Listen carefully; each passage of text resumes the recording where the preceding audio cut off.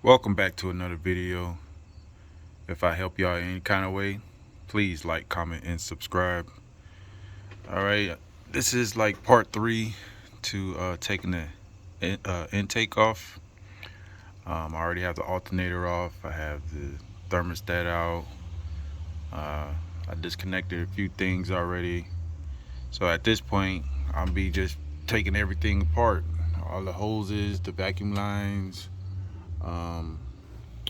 your ignition coils, all the wiring to the ignition coils, injector wires on both sides.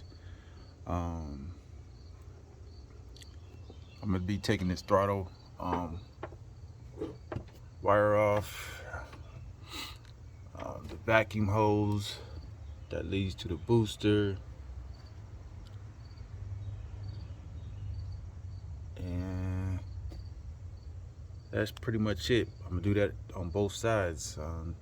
This process is gonna take a little while.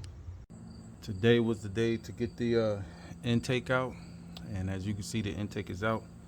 This is a 2001 Expedition 4.6. It was a lot of problems with this truck, but the main reason I'm doing this job is to change the intake gaskets, the upper and lower.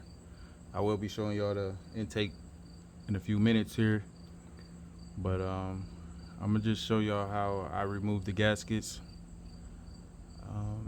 I basically use a razor. It's much easier that way. I use a razor and just scrape along the down. I hope y'all can see that. I can zoom in a little bit more so you can.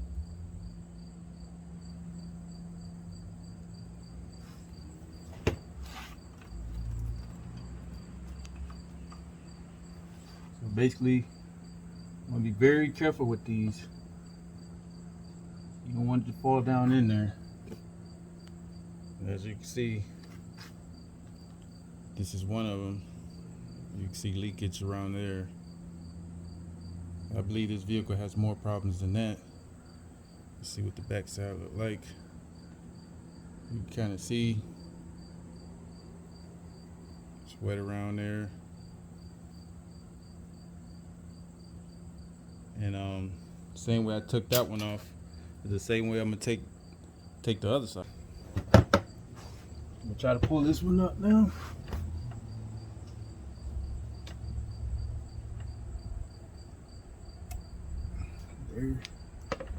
There it goes. This one don't look as bad, but I'm gonna use the razor and do it, and I'm gonna stick some rags down in these boards. This one here is your antifreeze, back there, antifreeze, and I'm gonna clean this up real good. You have to have it real clean so the new ones would sit properly. If not, you're gonna be doing this again because it's gonna leak. All right, I'm gonna show y'all the intake real quick. So this is the intake here. This is the bottom side of it. As you can see, it was leakage right here. Feel like I'm gonna have to take this bottom portion off and change that gasket in there. And what I'm gonna do is clean all this up real good, all this area, and I'm gonna flip it over for y'all real quick, let y'all see. So this is the top of it. I left the throttle body on here. I didn't feel no need to take it off because it did clear. So you can do this without taking this intake off. Throttle body off. I tell you what, the hardest thing to take off was the you have a pipe that goes in here that leads down to the exhaust, and this is your Egr valve here. I tell you what, you go and lube that up with some PB blaster, and I tell you, I had to heat it up to get it off. That was a doozy there. It's your fuel pressure regulator here. Your two fuel lines go into here. Them was a little complicated to get off, but I was able to manage. Your injectors in here, I did not take them out, but if you take these out, I recommend that there are O-rings in here. What you want to do, if you take these out, there are O-rings in here, and basically before you put these injectors back in, you want to lube them O-rings up, because that's how a lot of fires start. Now I tell you what, you don't want that, because once that fire starts, it's gonna be hard to put out. But anyway, this is where your thermostat sits here.